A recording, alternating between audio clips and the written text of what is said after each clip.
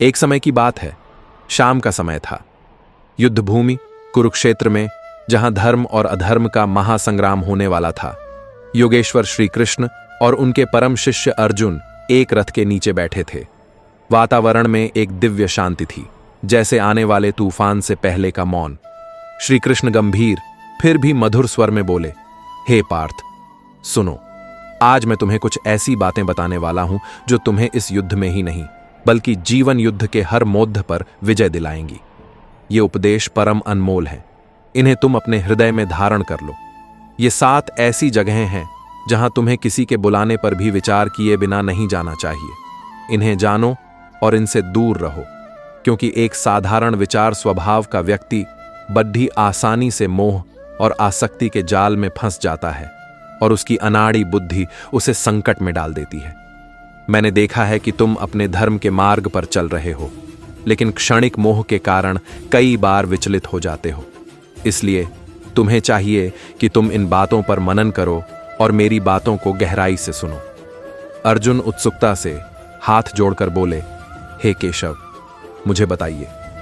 आपके श्रीमुख से निकला हर वचन मेरे लिए अमृत के समान है। मैं पूर्ण निष्ठा से सुनने के लिए तैयार हूं। श्री कृष्ण ने अपनी दिव्य मुस्कान के साथ आरंभ किया। श्री कृष्ण बोले, ये 7 बातें न केवल तुम्हारे राजधर्म के लिए एक योद्धा के रूप में बल्कि एक मानव के रूप में भी उपयोगी होंगी। ये चारों वेदों, उपनिषदों और परम धर्म गीता के सिद्धांतों पर आधारित हैं। गीता में मैंने तुम्हें सिखाया है कि बुद्धिमान व्यक्ति वही है जो अधर्म और पतन के कारणों को पहले ही पहचान ले। तो चलो एक एक करके इन 7 स्थानों पर चर्चा करते हैं। मैं तुम्हें प्रत्येक पर विस्तार से बताऊंगा, कारण समझाऊंगा और बताऊंगा कि क्यों इन जगहों पर जाना वर्जित है। यह ज्ञान तुम्हें अजेय बनाएगा। एक पहली जगह जहां तुम्हारा अपमान हो, आत्मसम्मान का नाश। श्री कृष्ण गहरी सांस ली और बोले, हे पार्थ, सबसे पहले सुनो, जीवन का सबसे बड़ा धन क्या है? तुम्हारा आत्मसम्मान, तुम्हारी प्रतिष्ठा। वह जगह जहां तुम्हारी इज्जत न हो, जहां लोग तुम्हें तिरस्कार की दृष्टि से देखें, अपमान करें या तुम्हारी उपस्थिति को हल्का समझें, वहां बिना सोचे समझे कदम रखना आत्मविनाश के समान है। क्यों?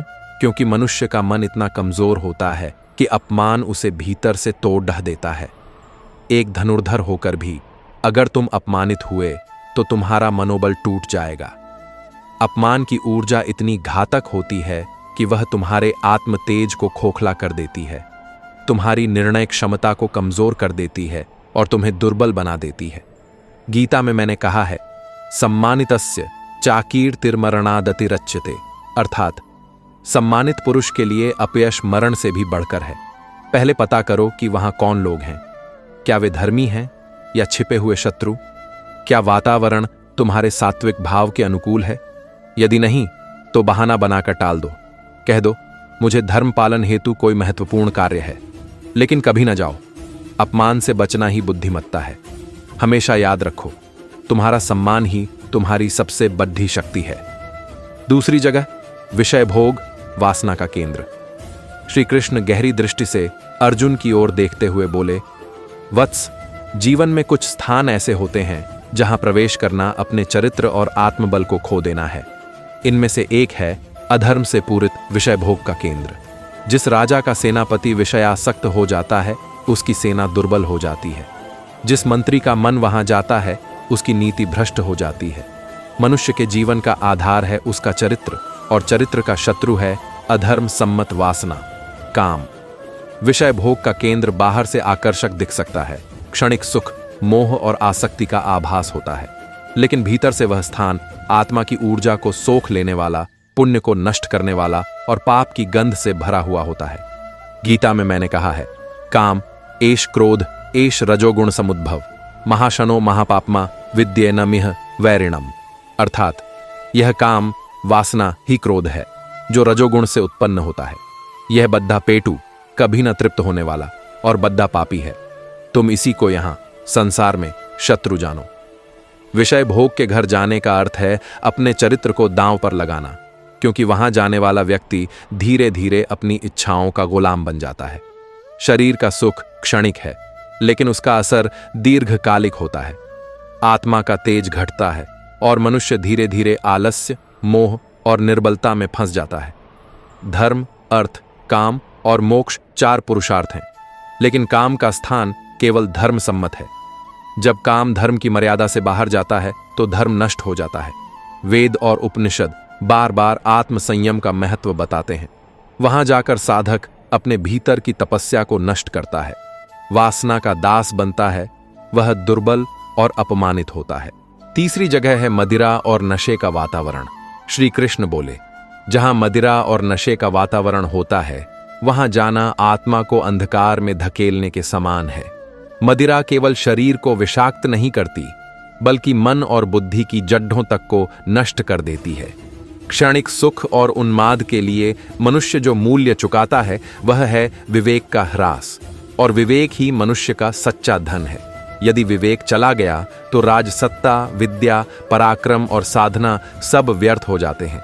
वह स्थान पाप का घर है, वहां की हवा भी दूषित है, वहां का संगीत भी उन्मादक है। ऐसे स्थान पर जाने वाला व्यक्ति धीरे धीरे उसी अज्ञान की लहर में बहने लगता है।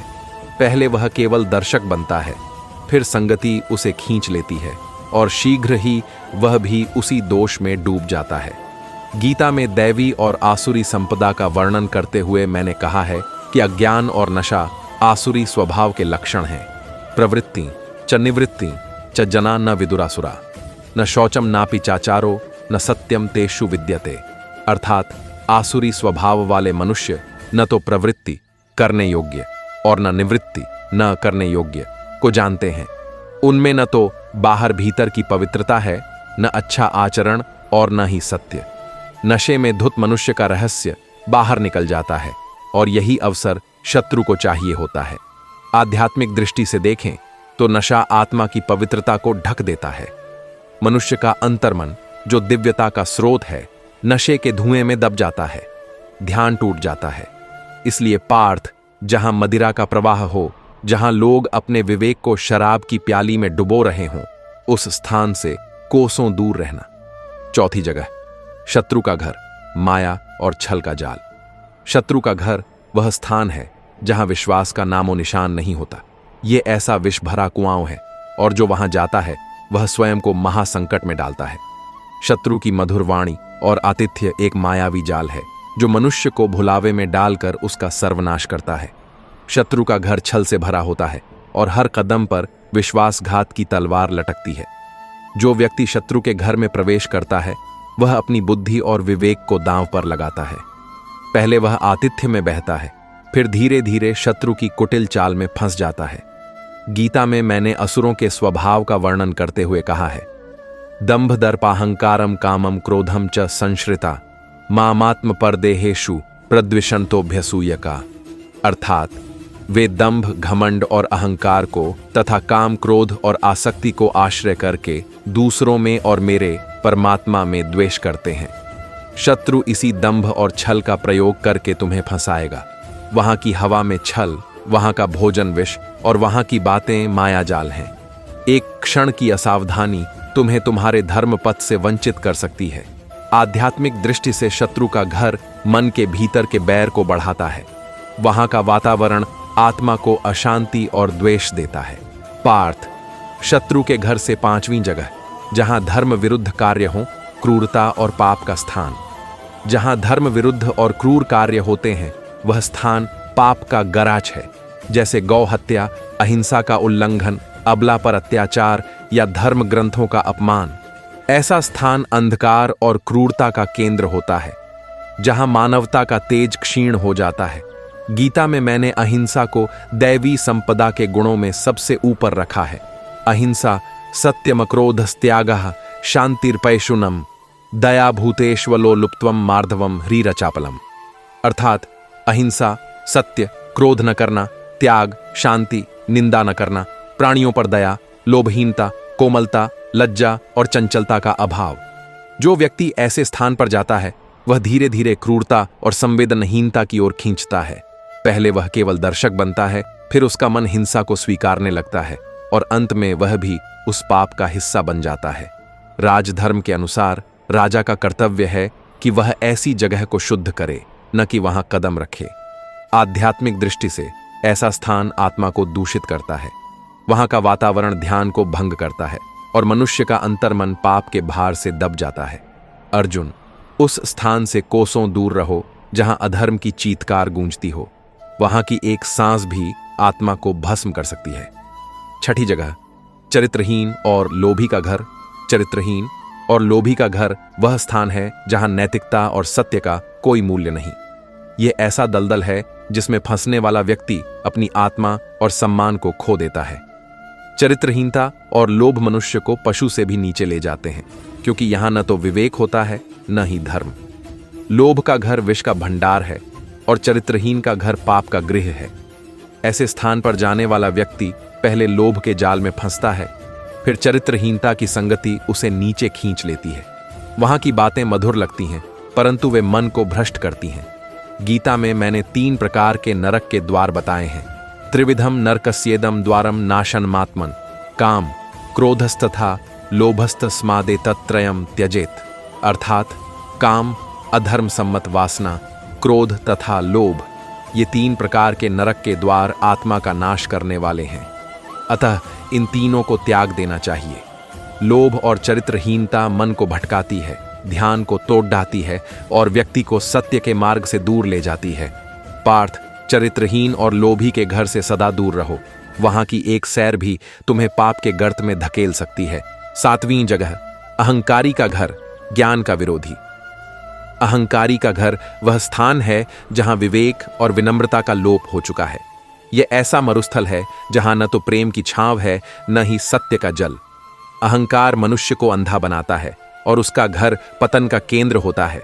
अहंकारी का घर वह अग्निकुंड है जो स्वयं को और दूसरों को जलाता है। वहां की हवा में घमंड की गंध होती है और वहां की बातें केवल स्वयं की प्रशंसा से भरी होती हैं। गीता में मैंने अज्ञान से उत्पन्न अहंकार की निंदा की है। अहंकारम बलम दर्पम कामम क्रोधम च संश्रिता, अर्थात वे अहंकार, बल, घमंड, काम, वासना और क्रोध का सहारा लेकर। अहंकार आत्मा का सबसे बड़ा शत्रु है। अहंकारी के घर का वातावरण मन को सत्य और ईश्वर से दूर ले जाता है। वहां ध्यान टूटता है और आत्मा का तेज मलिन हो जाता है। जो व्यक्ति वहां जाता है वह अपने भीतर का सत्य और शांति खो देता है। अर्जुन, अहंकारी के घर से सदा दूर रहो।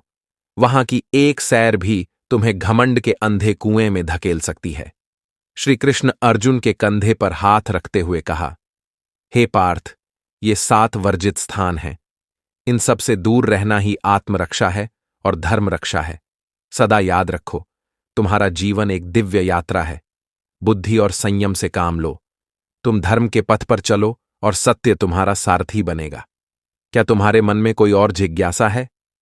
अर्जुन प्रसन्नता और कृतज्ञता के साथ बोले, हे केशव, आपके इन उपदेशों ने मेरे मन का अंधकार मिटा दिया है। अब मैं सत्य और धर्म के मार्ग पर दृढ़ हूं। अगर यह वीडियो अच्छा लगे तो इसे लाइक, शेयर और कमेंट में जय श्री कृष्ण जरूर लिखें।